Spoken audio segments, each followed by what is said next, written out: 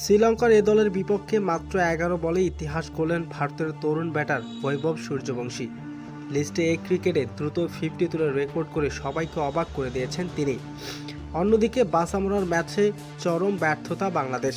মাত্র 36 রান তুলতে 5 উইকেট হারিয়ে ফেলে বাংলাদেশ, যেখানে ব্যর্থ তানজিদ হাসান তামিম। অন্যদিকে 9 বল খেলে 1 রান করে সাজ করে ফিরেন ওপেনার সাইফ হাসান। 9 বল খেলে ডাক আউট মারেন তিনি।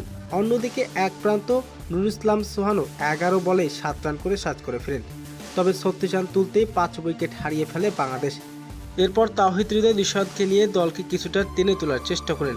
এরপর নাসুম আহমেদ রিশাদও উইকেট বিলিয়ে দেন। তবে তাওহিদ হৃদয়কে সঙ্গ দিতে পারেননি কেউই। 75 রান তুলতে 7 উইকেট হারিয়ে ফেলে বাংলাদেশ। তবে বাংলাদেশের এমন পারফরমেন্স দেখে মনে হচ্ছে বাংলাদেশ যেন টি-20 খেলছে না, খেলছে টেস্ট ম্যাচ। আসছে আর উইকেট বিলিয়ে যাচ্ছে অস্ট্রেলিয়াকে। যেখানে একটি দল ইতিহাস গড়ছে, সেখানে বাংলাদেশ যেন ভুলে গেছে কিভাবে লড়াই করতে হয়।